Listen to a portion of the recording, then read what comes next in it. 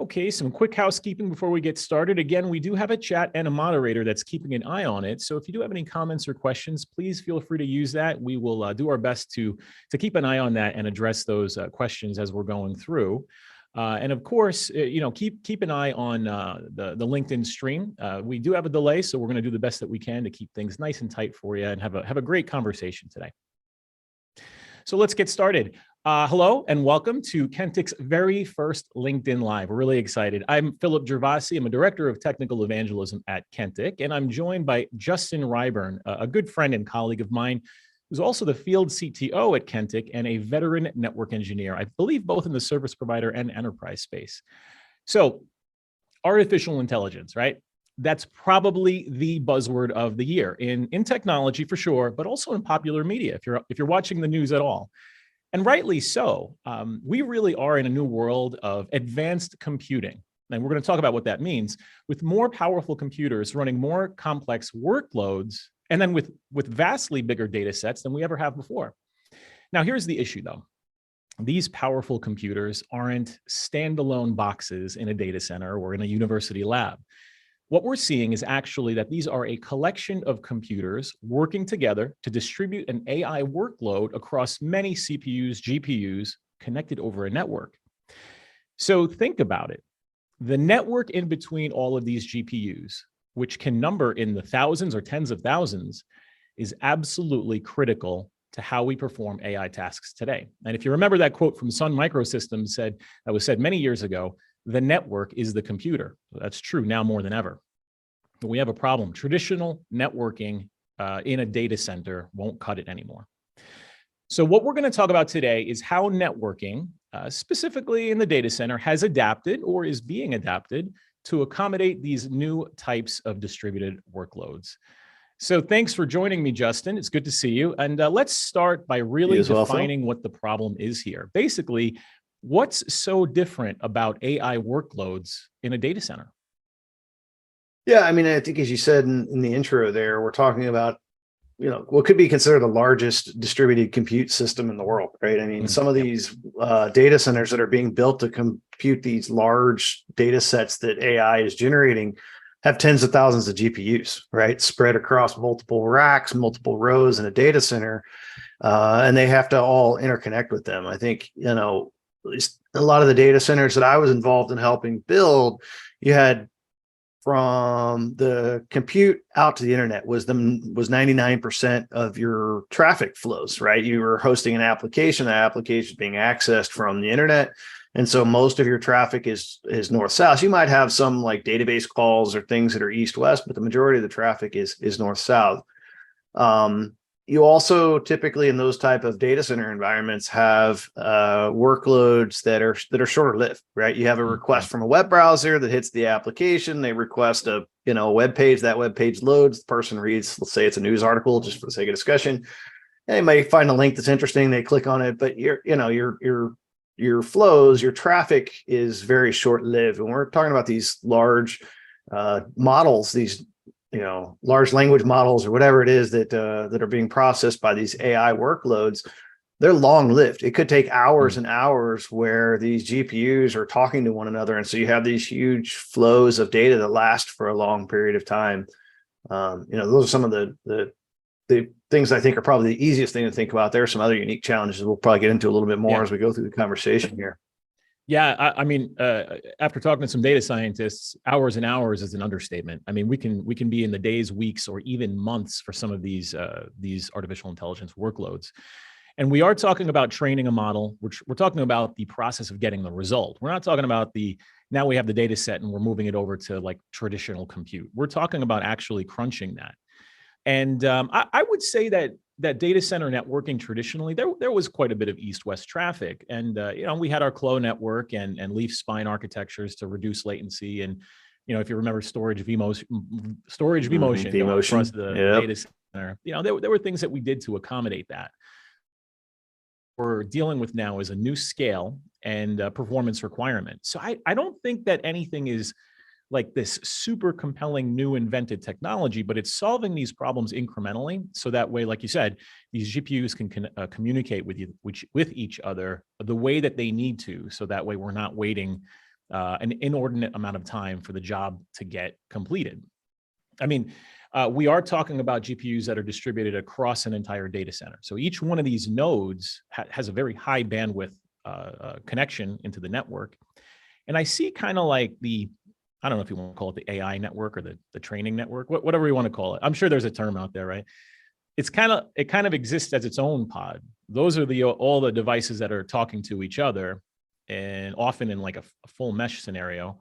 And that's very, very difficult to scale, especially when you're talking about, like you said, pinning flows and things like that. And I think it's important to remember that we're not talking about, I mean, in a lab, you might have dozens or hundreds of GPUs, but we can scale up to tens of thousands of GPUs, each of those with a huge number of core in them. That's why in the intro, when I said that the network is the computer, I think that's really true now more than it ever has been. Does that make sense? Yep. Oh yeah, for sure. And the other thing I think is interesting about these type of workloads is they have to sync with one another, right? Right. So, I think back to your point about that provides an interesting network challenge in that one GPU taking a long time to finish its computation, or potentially one path in the data center fabric taking longer to be able to transmit the data, means all the rest of it. Let's say you have 30,000 GPUs, right?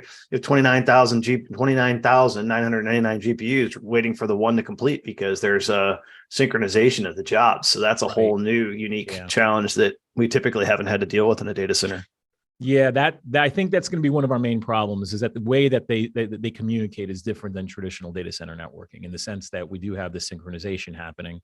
And therefore, we have to be very, very diligent about making sure that the any kind of problems in one particular link, one particular path, one particular GPU's communication, that we pay attention to all of it, because it will affect the entire job.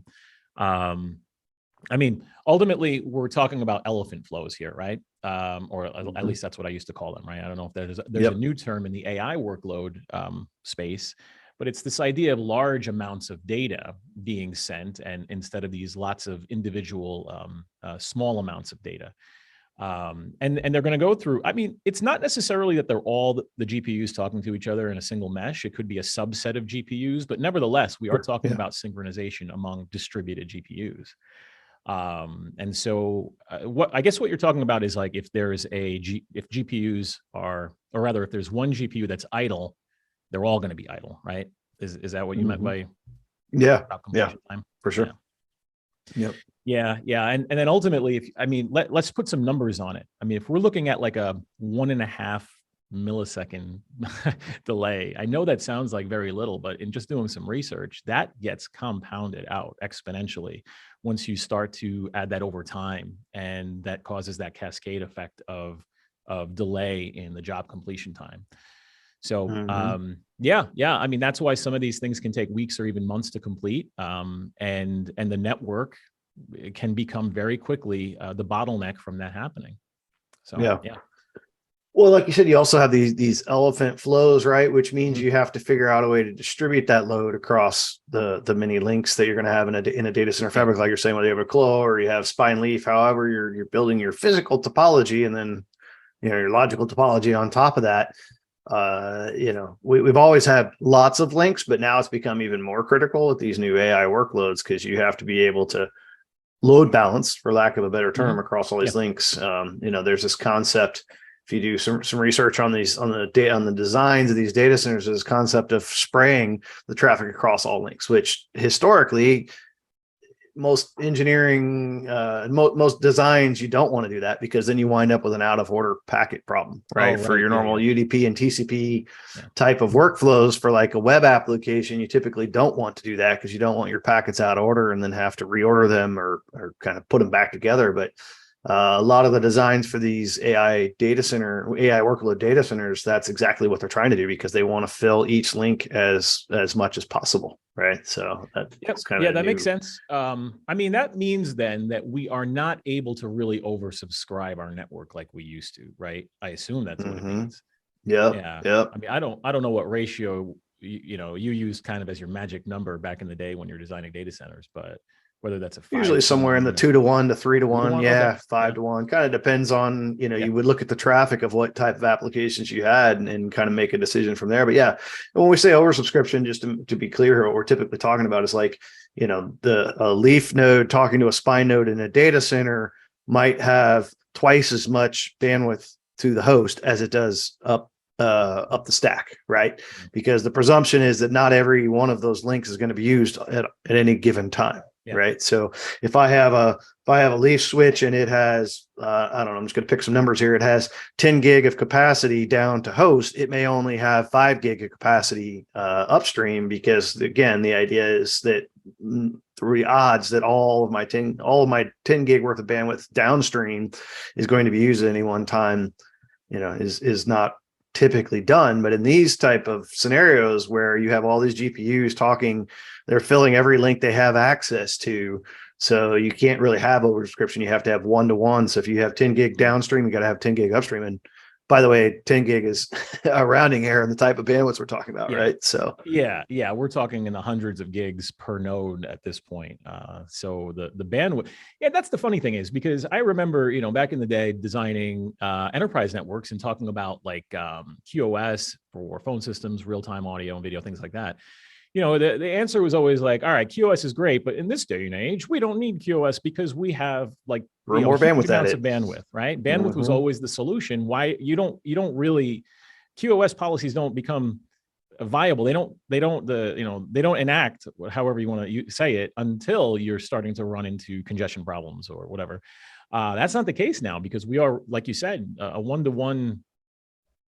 It's not oversubscription, but having a 1-to-1 ratio means that we're utilizing everything as much as we can. And I'll tell you, on the compute side, that's the goal, right? You don't run your computer like you do your car, running it at low RPMs because you don't want to redline it all the time. That's not exactly how that works. You want to utilize the resources that you have. And I think we're doing that on the network now.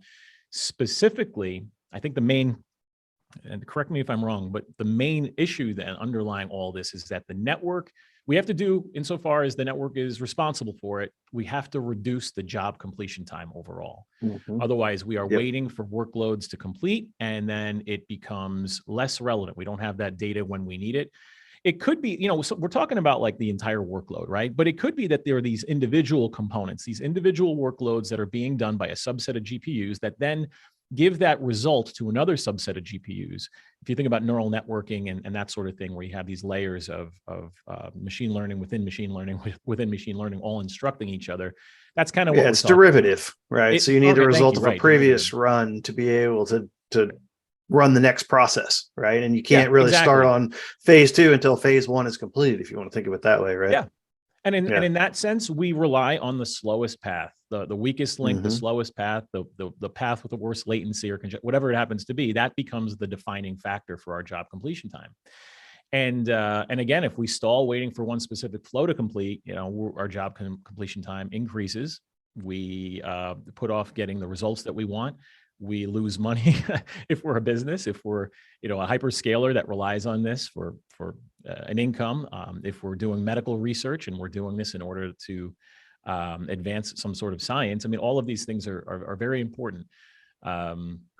But I think on the cost side of that, think about it this way. I mean, anyone who's tried to buy a GPU recently, whether it's for a gaming PC you're building at home, or maybe you're building a Bitcoin mining rig, or whatever it may be, the price of GPUs over the last, I don't know, 3 to 5 years has really shot up, right? Just to buy one to put in your machine at home, right? Imagine building out a data center that has tens of thousands of these things at the, granted they're going to get a volume discount, but still we're talking about expensive resources to build out, right? To spend that kind of money to then have it be sitting there idle because you're waiting for a job to complete. It can't be, you really, ideally, you want every single one of those GPUs crunching data 24/7. Like that's the ideal, scenario when it comes to getting the most out of the money that you've invested in the hardware, right? Yeah, that's a good point. On the network side too, right? You want every single port being utilized. I mean, there's a cost per port. I know when I was designing data centers, not necessarily in the campus, but in the data center, you look at cost per port and then utilizing things. And I remember when it was still using active standby links for various things, and that was very wasteful. And so we wanted to use things like ECMP and whatever lags and other technologies to load balance across those links and utilize them. usually up to around 50% of what we expected the total load was. So that way, if you ever lost the link, you can still do your entire workload over one link. Regardless, though, you're using everything, right? So it sounds like the job completion time is kind of the major factor here. And that means avoiding things like traffic conditions, collisions, flow collisions. Because I know when you have a lot of flows over a link, you're going to have those collisions. You're going to end up, like you said, with slowing down the overall job, especially if you're pinning flows to a path. I mean, that's how ECMP works, right? There's a hash and you pin up an entire flow, not a packet to an entire path, right? Yeah, well, typically, yes. But in a lot of these data center designs that are being done for these AI workloads, instead of doing ECMP and pinning a workload to a particular path, they're actually spraying the traffic and then reordering on the other side. Okay. Right. Again, it's something that's existed for a long time. I can remember even back to when we were doing like bonded DSL or bonded ISDN circuits, you know, which is probably technology a lot of our listeners aren't familiar with because it's not in use anymore. But the idea was you didn't want to do that because you wanted a particular piece of traffic, let's say from the same source and destination IP port and protocol, like what they call a 5-tuple. You wanted to pin that to a particular link, and that way everything related to that conversation, that interaction, that transaction, let's say that word, transaction, was on a particular path, right? In this case, because we want to fill those links as much as possible, and we know we have large, like you said earlier, elephant flows, right? We are going back to sort of the early days of the way we used to do that, which is you just spray the traffic across all the links, and then you worry about your out of order on the far side, reorder those packets and put them back together on the far side. So a lot of these data centers are being built with that as the design. Yeah. This is AI interconnect. That's really that's the terminology that we're going to use to refer to the networking concept of how we connect distributed AI workloads. Right? There are differences. Yes, it's still IP. We're going to talk about Ethernet. But the requirements are that it's a completely non-blocking network, probably one-to-one subscription, ultra low latency, which for many people is a solved problem, but we're now getting into the granularity of individual packet latency. Let's see. I mean, high bandwidth, obviously, if individual nodes are connecting to the network at 200 gigs for some of the higher end networks, high bandwidth. Which is crazy to me, having been at this for a long time, right? It's like, I can remember like 1 gig was a lot of bandwidth, and then, we went 10 and 100, and now they're talking about ratifying standards for 400 and 800 gig Ethernet, right? In some of these data centers, it's just, the bandwidth kind of boggles the mind. The whole thing about Moore's law, where everything like doubles 18 months, I think that's starting to change now, because, and I actually worked for a university that did nanotechnology research, and to go from these wafers down to what are we at, 5 nanometers now for some of there's a diminishing returns as you get smaller, and then the cost goes up. So I'm not sure how Moore's law is going to play out over the next few years, specifically in terms of AI and AI interconnect as well. Well, the interesting thing, I was actually reading an article, they were talking about that. So like you said, you can only get so small in the nanometers within like a given chipset, which is part of the reason you're seeing these distributed like large GPU data centers being built, is like the ability to put more compute power on a single silicon chip. We're kind of hitting the Moore's law can no longer keep up, right? So we're kind of hitting the limitations of what can be done with the physics of these smaller chips, right? So the only way to scale to the size of the amount of compute that needs to be done to calculate these AI workloads is to do this distributed system, right? So it's a kind of a different engineering challenge, which then sort of shifts if you want to call it the Moore's law, the compounding, growth in that amount of data that's needed over to the network, right? That's where we're now going from these 1 gig, 10 gig, 100 gig, 400 gig type links, is because in order to make these GPUs be able to communicate with each other, we have to put that kind of year over year growth in traffic out onto the network. So kind of an interesting challenge. Yeah. So Justin, we have a question here from chat. Sure. Specifically for today's smaller or medium data centers. That's a great question already. I don't even know what the question is. That's a good start. Do you have a particular design that you can share with make models of hardware? Make models of hardware is a tough one because there's, Yeah. I mean, there's a religious Everybody sort of argument has their around. own religion on the vendor that Oh, they there you go. prefer for whatever Exactly. reasons they prefer it. They have particular, feature in the software that they like or Cost, need, or incumbents. cost. Yeah. Cost. But let's try to answer the question incumbents. anyway. I mean, I can say for small and medium data centers that are not running AI workloads, this is not necessarily what we're talking about. Today, what we're talking Yeah. about here in this LinkedIn Live is kind of like an isolated pod of networking for your AI workload. Isolated pod might be gigantic. It may be a huge data center unto itself, but nevertheless, it's going to then pass the results, that data set, that results of that that training, that of the model and whatever it is, over to our more traditional compute in our traditional data center to then make available via an application or whatever it is. So they are going to be disparate, separate entities, though we connect them, and how that's done is its own thing. But nevertheless, what we're talking about is not necessarily like a small and medium data center in like a local hospital is doing to just host apps and services. Yeah. In those scenarios, I mean, Justin and I know, Justin, you've designed a bunch of these as well. I've always been a fan of a basic 3-tier design for its simplicity. You can certainly go to a leaf spine design in a larger data center. When I was doing work for state government, very large enterprise, because of the storage vMotion and because of certain types of database activity, we wanted to keep it down to one hop from node to node. So that lends itself to a leaf spine is more than a 3-tier. Yeah. The other beauty of a leaf spine is you can start small and kind of grow it as your, as your demands grow, right? So you can build it a pod at a time and only have to add pods as your infrastructure grows. So I'm a big fan of the leaf spine topology myself. I mean, if you're talking about a data center with a few hundred servers, like that kind of a smaller scale, I should say. I typically you're talking about 10 gig, 25 gig, 40 gig, maybe 100 gig interfaces on your servers, right? And maybe they're ESXi servers with a bunch of VMs on them and you're running a bunch of them, whatever it happens to be. A standard top of rack homing down to an end of rack and then into your core and a standard 3-tier design, it does work really well because of the more traditional nature of the traffic flow. Meaning there is some east-west, and of course you want to pay attention to bottlenecks, but it's going to be more north-south. So you want that those aggregation points to not become bottlenecks. And assuming they're not, that design still works really well. It's not going to work well if you're running an AI workload in the scale that we're talking about. So if you're a hyperscale web scale, if you're a research organization, a large university, you're going to build a purpose-built, which is actually leading into now the next section of our presentation or our talk today.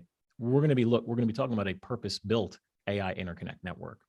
Do you have anything you were thinking there, Justin? No, I was going to kind of close out the question as far as the make and model goes. I think my advice, if you're trying to figure out which one to pick, is think about what it is you're trying to accomplish. Are there certain automation frameworks you need that vendor to support? So maybe that kind of dictates which vendor you want to go with that have more programmatic APIs available or have,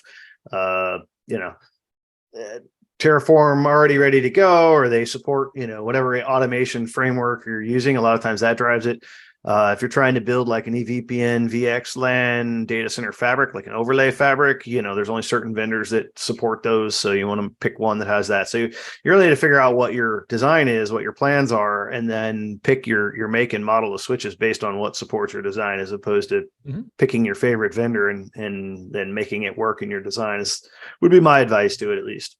Yeah. And then as far as specific platforms within that realm of the vendor, right, of each vendor, I found that in the data center, I'm not operating a ton of features. You might be running BGP at the top end of rack or even top of rack, depending on how many VMs you have behind it, to advertise that like local ASN into your entire network. You might be doing that, but by and large, I haven't found you needed a tremendous number of fancy features. So yeah, maybe there's a layer 2, layer 3 correlation with like setting up VTEPs like Justin mentioned with VXLAN. But if it's a smaller data center, I think you should take a look at what are like the minimum set of features, because you really just want to move traffic fast, and you're not necessarily firewalling traffic between your end of rack and top of rack switches. So you just want high bandwidth. And in that sense, take a look at what the optics cost for that particular vendor, because that's going to be a big driving factor. Back in the day, it was the switch was expensive. And which kind you need, which speed you need, right? Because so even within a particular vendor, if you whatever vendor of choice you may have, if you pick that vendor, they're going to have different models that are going to be specifically designed for certain densities. So you may have a model that's 1 gig copper density or 10 gig copper density, or is designed for 40 gig. Maybe that's designed more for like a spine if you're doing 40 gig to the spine and 10 gig down to your compute layer. So, you're going to want to pick models within their portfolio that have the type of ports available that is how you're wanting to design your fabric. So yeah. So and then that'll be dictated by that. Data center, you also want to determine whether you want to go with like a core design, or if you want to do a full leaf spine. I think that's going to be a big driver to which platforms you then choose. Oh, for sure. Where do you need the bandwidth? Yep. But that's great. Honestly, Justin, I think we could make like about a dozen LinkedIn lives just on like design stuff. That's a lot of stuff there. How do you design your WAN? We'll go there next. But let's talk about this purpose-built network. So it's not a small and medium-sized data center in traditional compute. We are talking about a purpose-built AI interconnect to accommodate specifically the way that AI workloads happen, the way that GPUs communicate with each other. So it is going to be different. We are going to have different speeds and feeds and hardware and different mechanisms to accommodate that. So, I mean, I don't know, 3 or 4 times you mentioned packet spraying, which I also saw called multipathing, and packet ordering, because again, we're not so concerned about out of order packets. And we're doing that to make use of all the physical links in the DC fabric and make it as efficient as possible. Like you said, to make use of the money that we spent. So it sounds like, I mean, we need some sort of control plane to run that. There's a lot of complexity there. We're talking about individual packet path decisions, and we're talking about packet spraying, as opposed to just pinning a flow and saying it's good to go. So what can we do as far as control plane activity in this new AI interconnect model? Yeah, so there's this concept called a scheduler, right? So a lot of these scheduler, right? Scheduler. So they're scheduling the workloads in the fabric, and so again, since these AI interconnects are kind of purpose built for this particular type of application, everything kind of coordinates, right? So a particular GPU that's about to send data to another GPU can actually schedule that workload on the fabric. So it could basically, it's sort of a technology that's existed for a long period of time, but is being reused for this particular problem statement in this particular case in the data center. But for a long time, there was even back to the frame relay days, you could basically pin up a circuit and say, hey, I want to reserve this bandwidth because I'm about to need it for this particular purpose. The concept is similar here in these AI interconnects, where when a GPU is about to speak to another one, it can reserve a certain amount of traffic on the fabric because it knows it's going to need it, and it's able to signal to the fabric that, hey, I'm going to need this this bandwidth because I'm about to put this traffic onto the network, right? So that coordination and that scheduling is something that a lot of these designs have built into that. Yeah. So you need to know current state, right? What am I doing with this packet? And then you need to anticipate future state. What am I going to do with the next packet or the next, in the next short term? I mean, we're talking about in the millisecond range. We're not talking about, an hour from now, but we're going to need to know current state and then future state. And we're talking about forwarding decisions, though. I mean, where do I send this packet? Which pathway? So, I mean, that presupposes that there's control plane traffic that's sent to and from devices. Doesn't that hose the network, though? So you see where I'm going with this, Justin? I mean, there's got to be some development in bringing that control plane down to the individual device so that decision can be made locally. I think that's what's happening. I'm not sure about all the different vendors. Yeah, I think from what I'm reading, there are different competing ways to accomplish this, and it'll be interesting to see, what standard kind of comes out of this, and ultimately probably one technology will win out. That's typically what we see with these type of things, where it's early days and there's some competing different ways to do it. They may have pros and cons, but ultimately you'll kind of standardize on one, is typically what you see in these type of scenarios. But ultimately, it's similar to like an SD-WAN is the way I think about it, right? You may have a controller which orchestrates and schedules things, but then it pushes the logic, like you said, through the control plane down to the individual devices, because the individual devices at the end of the day are going to be the ones that are handling the packets, right? They're the ones that are going to actually have to do the forwarding, figure out what link to put it on, all that kind of stuff. So while you may have a centralized brain or a centralized controller that's going to make those decisions, it's going to, once that decision is made, push that down to the switch, so the switch can do the scheduling of the packets. That's what I would expect we're gonna wind up seeing, right? Yeah, because you don't want to dump control plane traffic onto the network. Number one, you don't want a controller making packet by packet decisions either, because that's literally putting that same traffic on the network, unless you're running a parallel management network. I guess you could.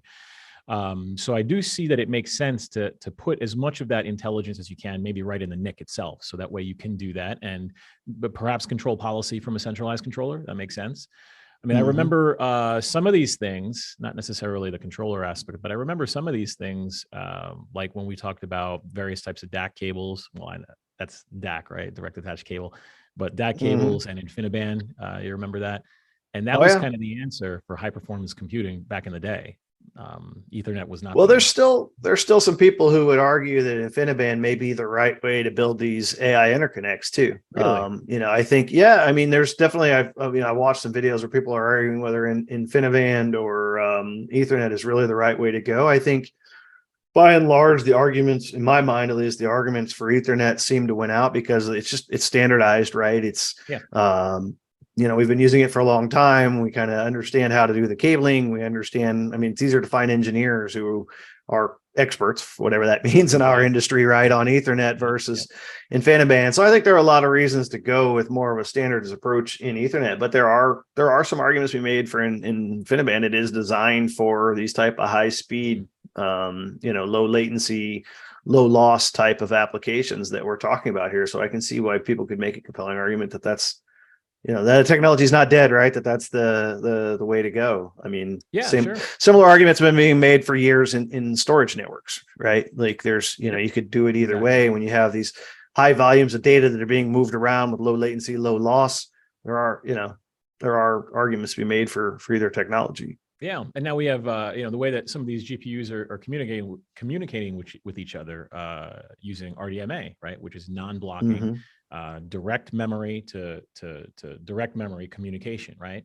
So that's a way to offload some of the onus of processing and whatever for transmitting data, and makes it much faster and more efficient. That's not necessarily going to be an InfiniBand thing, and we have ROCC and all these. Or Rocky, I forgot the acronym, ROC. Rocky, anyway, I think, ROCI. Yeah. But it is interesting to me that we're seeing a lot of these old technologies that I remember from the late 90s and 2000s kind of being resurrected because they served a specific purpose. And today, though, I agree with you. The advancement of Ethernet itself is such that I think that's going to be the primary mechanism moving forward over some of these. I don't know if they're necessarily proprietary technologies like InfiniBand, for example, but certainly that is a closed system as compared to Ethernet, which is ubiquitous, plug and play, and well understood and well known. But bottom line is we got to get away from ECMP and using hashes to pin flows and making decisions, at a controller. We need to move that down to the hardware level so we can make runtime decisions. That's the level of performance that's required for GPUs to talk to each other in this kind of a synchronized full mesh situation. Well, let's get into optics now. Yeah, I was going to say, you mentioned DAC earlier. That's a really interesting conversation that's related here, right? So go ahead. I'll let you go first. Well, I mean, I use those all the time, direct attached cables, because they were inexpensive. They were very popular. They provided low latency, the lower power draw. That's something that we really need to talk about. All of this stuff that we're plugging in at high bandwidth is going to draw a lot of power. And then, ultimately, you had fewer failures with those. InfiniBand, I believe, runs on copper as well, right? Yep. And yeah, I'm pretty sure. And then today we're running very high bandwidth on copper. We can run 10 gig and up on copper. We have fiber, of course, but I just don't see InfiniBand scales enough. So if we are going to go to this Ethernet standard, let's say that becomes the way that we do AI interconnect, we do need to talk about the cost of optics. I found that switches have been getting less expensive per port, and then when you buy like a data center switch, half or more of the cost of that purchase ends up being those optics. Well, probably 10x most times. I can remember doing bill of material. A lot of times it's 10x, right? I can remember doing bill of materials for data center switches where you've got, one RU top of rack switch that, whatever cost, let's just say for numbers, $10,000, right? But then you have $100,000 worth of optics if you fully fill it with, 64 ports of SR optics, short range optics, right? Mm-hmm. And then, like you said, there's the concern of failure of the lasers. Like that's the number one component that fails in an optic is the laser itself, right? So if you do copper, you have less components that are able to fail. So you have less points of failure. You have a more resilient data center design using copper. Power is a big thing when you're talking about these type of densities because your GPUs need power, your switches need power. And if you're adding additional power to power lasers, to power optics, mm-hmm. that's even more, right? So, there's an argument to be made for doing copper because you reduce the power draw for the switch itself too. Yep. So, yeah. Yep, absolutely. And it's not a trivial thing. When you're talking about giant data centers, power draw per optic, per port, per device, I mean, that adds up so much that it can be a gigantic cost of doing business. And so reducing power consumption is actually a major concern for folks working on AI interconnect, really, and actually performing the AI workloads in general on the compute side. That is a major concern. So finding ways. Yeah, the other thing that ways, the more, I'm sorry to interrupt, but the more that a given rack is pulling as far as power, you also have to offset that turns into heat. Right. And so then you have to dissipate that with cooling too. So those two challenges are related to one another. If you have a huge amount of power being drawn on a per rack basis by your switching, by your computing layers, then you have to figure out a way to dissipate that heat. So you have cooling challenges. This is where, a lot of the probably traditional data centers you and I worked in, Phil, you had a hot aisle and a cold aisle, right? Where the hot air comes from one and it's vented out the back to the, to the cold aisle and so forth. So, there's only so much you can do to dissipate heat when you get into these kind of densities. So the less power you draw, the less heat you kick off, the less of the cooling challenges you have as well. So, yep. And if you're connecting GPUs at 200 gigs, there's going to be heat. For sure. So I think it's important to mention the Ultra Ethernet Consortium. If folks aren't familiar, the Ultra Ethernet Consortium, which you can Google and look it up, I don't have the website in front of me. It's basically a collection of mostly networking vendors, and I think there's one hyperscaler in there, Meta. What they're doing is they're working to solve these problems associated with AI interconnect because, well, I mean, as far as Meta is concerned, other hyperscalers like that's what they do for a living, for the product that they create and to generate business. And so these organizations, again, mostly networking vendors, are getting together to discuss standards for awareness. They have conferences and they have literature. And I believe we're going to start seeing the first standards come out next year in 2024. Now, I don't know what that's going to look like just yet, but I am interested to see that, considering that AI is the way we're doing computing moving forward. So. Yeah, it'll be interesting to keep an eye on this consortium and see how much traction it gets, right? Because a lot of these things, some of them get traction, some of them don't, right? This one seems like it's to the point where it's getting a lot of traction. Like you said, most of the chipset vendors, most of the switching vendors have joined it. There's now a hyperscaler that's joined it. And so they're trying to push the standards quickly because, as we said earlier, these GPUs are connecting currently at 100 gig or 200 gig, but quickly they'll be connecting at 400, 800 gig. The demand of the bandwidth that they're going to need is impressive. And so being able to move quickly to ratify these standards is kind of what the Ultra Ethernet Consortium is all about, trying to bring the right people together to be able to move quickly. So especially I'd encourage everybody to check that out. About the chipsets that are underlying all this, right? We're talking about Broadcom and NVIDIA and other chipset manufacturers, chip manufacturers. I mean, we're talking about stuff that is embedded in a variety of different network vendor devices. Some vendors use proprietary, that's fine. So it is kind of changing the dynamic of how network vendors have to operate with each other. And I think that's interesting, especially because, we're talking about this control plane. So how do you How do you do per packet load balancing at that kind of speed, and then how you gather telemetry from those devices as well. And that's something we haven't talked about is, the visibility into this kind of network. I mean, it goes without saying that what's going on in order to make decisions, right? You have to have really good telemetry from these devices, maybe from the NICs themselves, however that works, in order for you to understand what's the state, and then how do I do some kind of prediction about where I need to be and what links are up and down, what links are not good quality. I mean, this is not an up-down thing anymore where you just see, OSPF makes a choice because this particular path or this particular link is down, so you switch and fine, and you remove that from the rib and you move it over.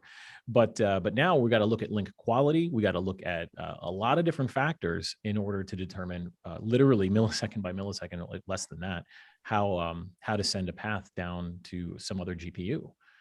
We alluded to it a little earlier, but like in order to be able to schedule a workload onto the fabric or onto the AI interconnect, you have to know what the current state is, what links are in use, what links have what amount of traffic on them, and in real time. And by real time, I don't mean, what did it look like 5 minutes ago, right? I mean, like so you can't rely on an S&P polling to say, okay, give me the S&P interface stats for this particular interface, because if that's 5 minutes delayed, that's a lifetime. We're talking about these large workloads, right? So we're going to need the ability to get real-time telemetry off of the switches, off of the, to figure out what are not only, what traffic is on the ports, but what does the queue depth look like, right? Like how much traffic is in any given queue, what does our buffers look like? I mean, a lot of the data that we're going to need to be able to figure out how the fabric is operating and what links are still available to be able to schedule these workloads are going to need large volumes of telemetry data to be exported off of these switches in real time,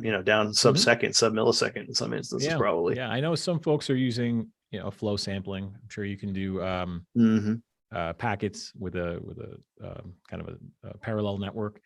You need to monitor the state table of devices, like you said. So whether that's just like eBPF at the kernel level or something like that, but certainly it's critical in making those decisions. So interesting stuff. I'm looking forward to seeing that part as well, considering who we work for.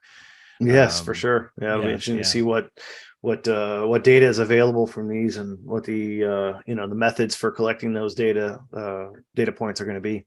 Yeah. Interesting stuff. And so, Justin, this has been a really great conversation. Had a lot of fun talking to you, nerd to nerd. I'd love to do that again soon. Yeah, I'd love to as well. It's always fun to talk about something that we both have a passion for, Yep.